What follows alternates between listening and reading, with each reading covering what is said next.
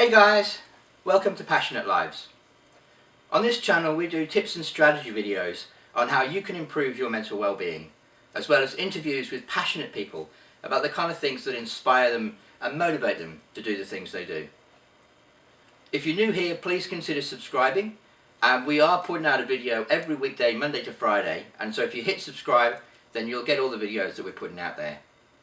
And I hope that this video and subsequent videos will really inspire you to make significant change into your life. Earlier today I got to talk to Pippa Spibey, who runs a counselling support program called Renew You Support. Pippa talks very openly about compassion fatigue, which is a phenomenon within community services where you can only give so much, and after a while something has to change because you just get very tired of supporting people. It can be quite hard work, and so she talks about some strategies that you can put in place to reduce your chances of becoming fatigued, and what you need to do if you start recognising some of the signs. I really hope this video will inspire you to make some changes in your life, and I look forward to seeing you at the end of this video.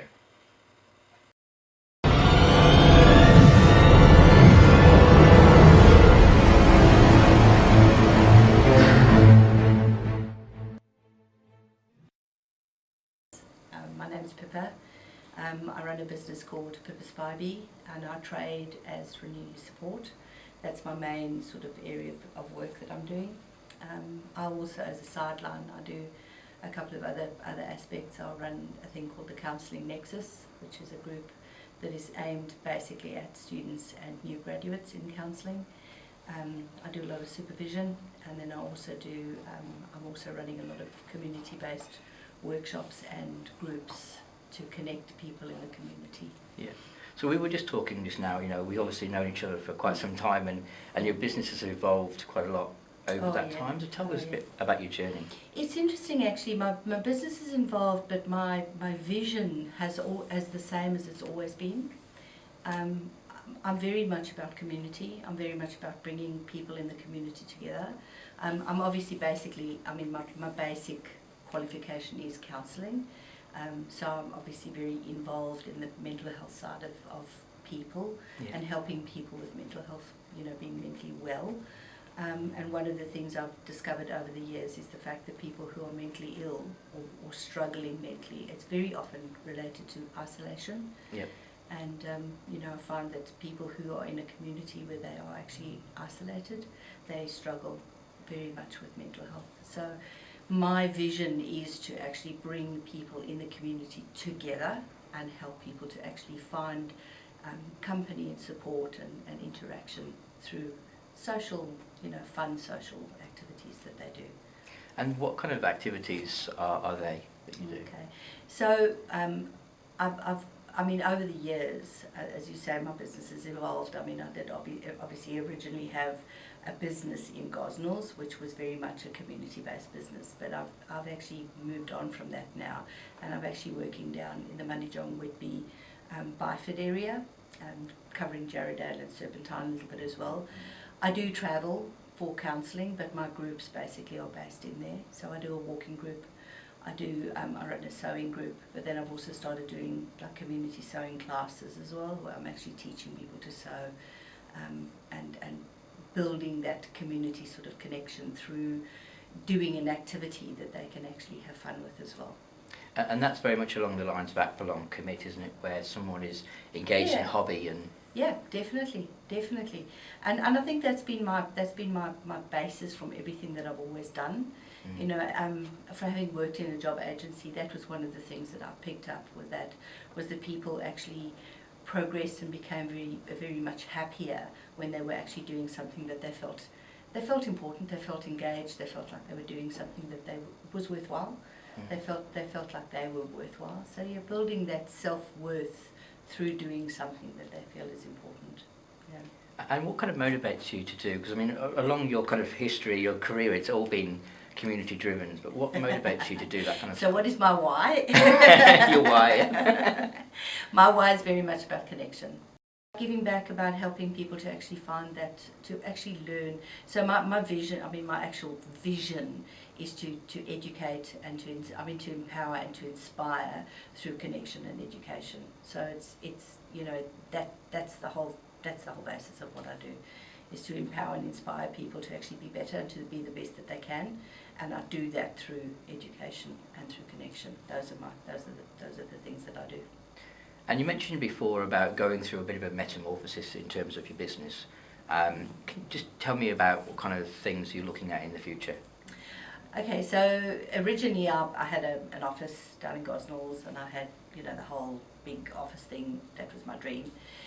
But now my dream is actually to be more in the community. So I've actually worked from home, and I've actually got like my walking group and sewing groups, and I'm doing sewing classes. I'm actually starting two new sewing classes in the very near future, doing sewing classes, so actually teaching people how to do sewing. As far as my counselling side of things, I'm actually moving away a little bit from the counselling. I'm actually starting to move more into the supervision side of things, to actually help and support people who are helping other people. Yeah. Yeah. So that's kind of supporting the people that are out there doing the counselling and.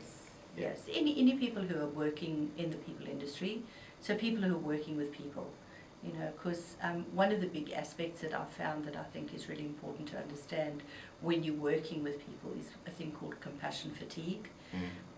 It's not stress, it's not burnout, it is just literally compassion fatigue, and it's something that's very unique to the helping industry. If you're working with people, you're constantly giving of yourself, and when you get to the point where you just have got nothing more to give, that's when they call it compassion fatigue. I think one of the biggest problems with community workers is the fact that they burn out because they give so much and they're not very good necessarily at self-care. Yes. So, that's a big part for you. Yeah. And let's face it, the reason we do this work, the reason I do this work, the reason I work with people is because I'm really compassionate towards people, and I'm passionate about helping people to actually be better, be the best that they can be, and be well, and have fun, and be happy. And because of that, you're constantly giving of yourself. Yeah, and because of that, you kind of get to a point where I'm okay, I'm doing all right, and it gets to the point where eventually you're not okay, and you're not doing okay, and you're not doing all right. And it's about then stepping back and being able to look at it and go, okay, so I need to change something here. And that's where I'm at now. I'm at a little bit of a change, a little bit of a crossroads in my business. Yeah.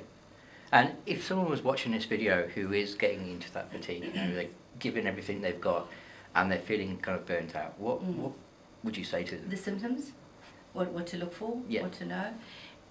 It's that feeling of, obviously the typical ones are not eating properly, not sleeping properly, very short-tempered, feeling like you want to isolate yourself. So typical sort of, some of the more typical symptoms of a depression, where you actually start withdrawing.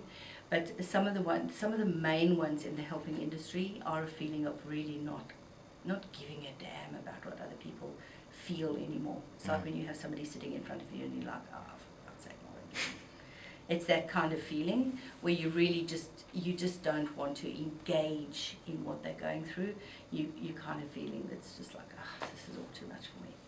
And it's like that slowly internalizing of everything. But also I've found one of the biggest ones for me is not being able to maintain my boundaries with my clients, and actually internalizing and taking home a lot of the problems and the issues. So a lot of transference, a lot of triggering that's happening. Yeah. So it's about understanding that sort of stuff as well. And what advice would you give them if they're in that situation, they recognise that there's something wrong? What would you say to them? Get help. Get help. Yeah. That's bottom line. Get help. Go and see somebody. Go and see a counsellor.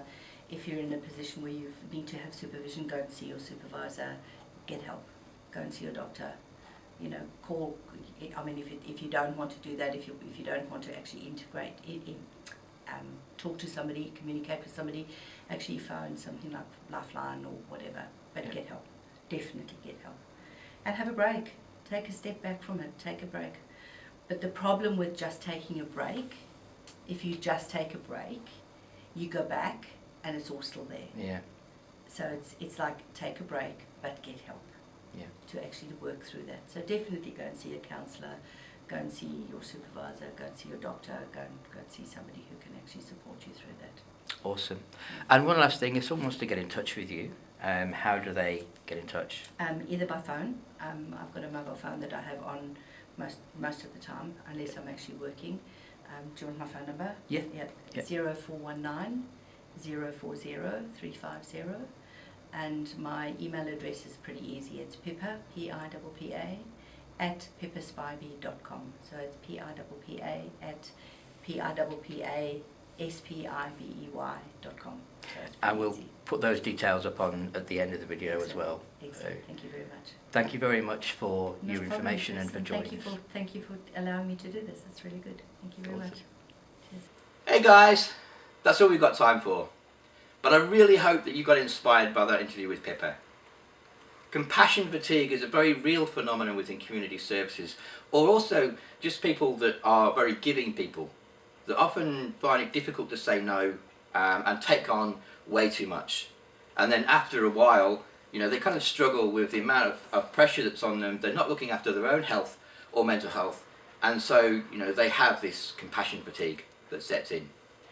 You know, I really hope that you got inspired by the video, and hit subscribe so that you get regular outputs that we're putting out there. Every weekday, Monday to Friday, we'll be putting out a new video, and so hit subscribe so you can get all the latest videos we're putting out there. I also want to encourage you to leave a comment down below about the kind of strategies you've implemented to reduce your chances of becoming compassion fatigued. You know, what have you done to ensure that you don't hit that wall? Let me know in the comments, and I look forward to seeing you in the next video.